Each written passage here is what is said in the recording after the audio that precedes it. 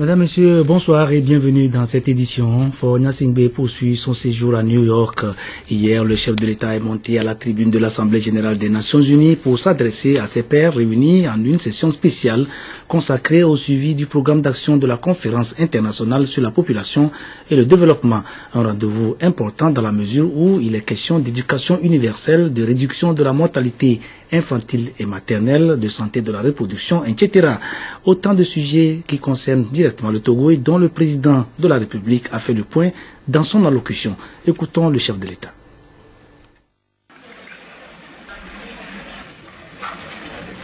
Monsieur le Président, le Togo, mon pays, se félicite de la tenue de cette session spéciale consacrée à la conférence internationale sur la population et le développement. 20 ans après l'adoption de notre programme d'action au Caire, plusieurs initiatives ont été prises et de multiples efforts ont été déployés pour améliorer l'existence de nos populations. Cependant, de nombreuses faiblesses demeurent et entravent la réalisation des objectifs de la conférence internationale sur la population et le développement. Même si certains pays ont enregistré plus de succès que d'autres en fonction des domaines, nous devrions tous faire des efforts supplémentaires pour améliorer les activités de mise en œuvre de notre plan d'action grâce au renforcement des capacités et à l'augmentation des ressources allouées aux domaines déterminants du développement. Nous sommes persuadés que le plan d'action du Caire garde encore toute sa pertinence et la communauté internationale doit donc poursuivre sa mise en œuvre. Monsieur le Président, le Togo, mon pays, a consenti beaucoup d'efforts dans la plupart des domaines couverts par le plan d'action, ce qui lui a permis de réaliser des progrès notables dans le bien-être de ses populations. Mais l'apparition de nouveaux défis liés à une mondialisation non maîtrisée, aux différentes crises financières, aux effets néfastes des changements climatiques, aux nouvelles pandémies et à la croissance démographique accélérée a mis à mal notre fragile économie, freinant ainsi les actions pour mener à bien nos programmes. Malgré tout, le Togo s'est doté de moyens nécessaires en vue d'atteindre les objectifs de la CIPD. Cela s'est traduit dans la mise en place des cadres institutionnels et juridiques favorables à la croissance économique, à l'égalité entre les sexes, à l'accès aux services de santé sexuelle et reproductive.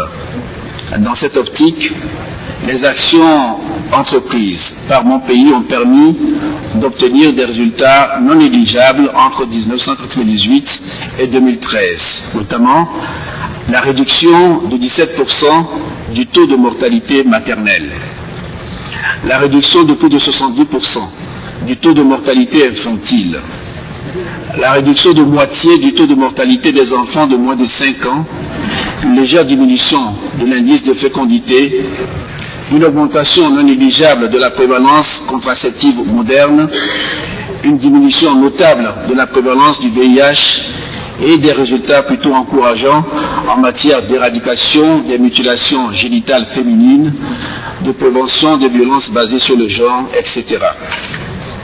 Par ailleurs, comme c'est le cas dans la plupart des pays africains, la population togolaise comprend une forte proportion de jeunes, ce qui constitue à la fois un défi et une opportunité. En termes de défis, cette catégorie de la population nécessite d'énormes investissements pour répondre à ses besoins. Mais en même temps, le dynamisme de la jeunesse est un atout important pour tout pays. Au Togo, le concept du dividende démographique mis en exergue par la revue de la CIPD a été vite perçu.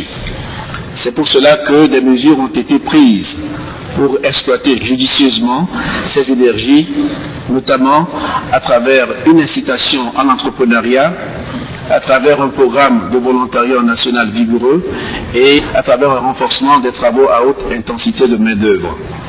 Nous sommes donc conscients que de nombreux défis restent encore à relever pour améliorer la santé maternelle, réduire davantage la mortalité néonatale et infanto-juvénile.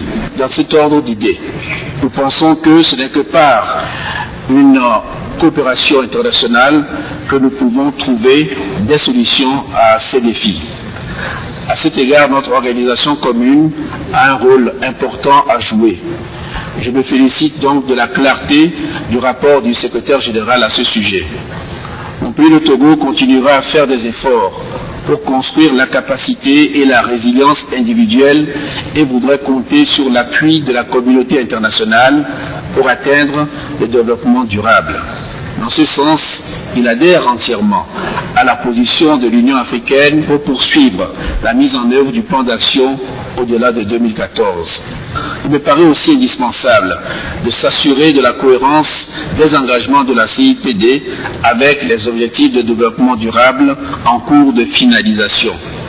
Je voudrais donc, et pour terminer, lancer un appel à toute la communauté internationale afin que nous puissions redoubler d'ardeur dans une solidarité et une synergie renforcée en vue d'atteindre des résultats plus significatifs dans cette nouvelle phase de mise en œuvre de la CIPD. Je vous remercie, Monsieur le Président et chers amis, de votre aimable attention. Ils sont 120 chefs d'État et de gouvernement à prendre part à ce rendez-vous planétaire consacré, je vous l'ai dit, au suivi des recommandations de la conférence internationale sur la population et le développement organisée par les Nations Unies il y a 20 ans. Le résumé des travaux avec Anita Atigakou. Lundi 22 septembre 2014, une journée ordinaire pour bon nombre d'Américains. Et pourtant non loin de leur train-train quotidien au quartier général des Nations Unies, le décor est inhabituel. La présence massive des médias sur l'esplanade de cet édifice qui a fait peau neuve le démontre. Des centaines de dirigeants et différentes délégations ont pris place dans les loges et tribunes pour discuter et échanger sur les questions de développement dans le monde. Le chef de l'État, Faure Gnassingbé, est au rendez-vous de cette session de l'Assemblée des Nations Unies, la 69e. Au programme, des débats, allocutions et points de vue qui ouvriront la voie à des négociations intergouvernementales sur de nouveaux objectifs pour les 15 prochaines années à compter de 2015, une année déjà considérée comme un tournant pour le développement mondial. Cette messe planétaire se tient à l'heure où la communauté internationale fait face à un éventail de défis allant de la pauvreté et la famine au changement climatique en passant par le chômage, les conflits armés et les systèmes éducatifs peu performants. Il était plus que pressant, voire vital, que les sommités de la planète se concertent pour un éveil de remobilisation afin de redonner le sourire et l'espoir à ces millions de personnes qui ploient sous le poids des fléaux qui ralentissent et amenuisent les efforts de développement consentis par chaque gouvernement. Et une tribune était offerte ce lundi aux dirigeants de plusieurs pays pour se prononcer sur la question. Pour le président de la République, Faure Gnassingbé, le Togo n'est pas en reste du train de développement qui s'ébranle des quatre coins de la planète. Une adhésion marquée par des avancées significatives enregistrées notamment dans la réduction de la mortalité néo-maternelle, la lutte contre le chômage des jeunes, véritables ressources à exploiter pour relever le défi de la mondialisation. Tous les pays présents, par la voix de leurs dirigeants, se sont engagés à faire de l'après 2015 non pas une quelconque échéance d'objectifs partiellement atteints, mais plutôt le top départ d'une nouvelle ère de la mondialisation.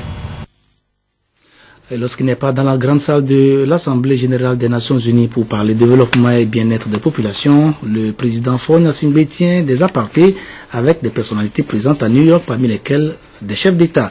Il s'est ainsi entretenu avec les présidents namibiens Hifikepunye Pohamba et ghanéen John Dramani Mahama, ainsi qu'avec le directeur général pour l'Afrique du service européen pour l'action extérieure Nicolas Westcott. Nous retrouvons Anita Atigakou pour le compte-rendu de ces entretiens.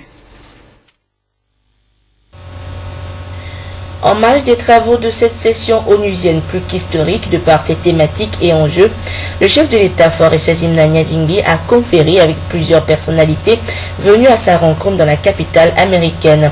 En début de journée, ce lundi, le président de la République s'est entretenu avec son homologue namibien Hifikepunye Pohamba au New York Palace où réside le président togolais. Les deux chefs d'État ont échangé des points de vue convergents sur des questions de piraterie maritime, menaces terroristes et lutte contre le virus Ebola. la lutte contre le virus de la fièvre hémorragique, les menaces sécuritaires, mais surtout la coopération bilatérale et l'intégration régionale étaient également au cœur du tête-à-tête entre le président Faure Gnassingbe et le chef d'État ghanéen et actuel président de la CEDEAO, John Dramani Mahama. Les deux présidents ont fustigé la stigmatisation dont sont victimes les pays touchés par l'épidémie Ebola, précisément en Afrique de l'Ouest. Une stratégie qui n'est pas pour aider à l'éradication de ce mal qui a déjà près de 2800 victimes à son actif. Et peu avant de conférer avec le président ghanéen, le chef de l'État a également échangé sur la stratégie d'action de prévention de la maladie à virus Ebola au Togo avec la troisième personnalité reçue au siège des Nations Unies. Le directeur général de l'Afrique du Service européen pour l'action extérieure a mis un point d'honneur à évoquer la situation politique au Togo en vision la présidentielle de 2015. Et la plupart de notre discussion, c'est sur des questions politiques internes au Togo, et la préparation pour les élections l'année prochaine.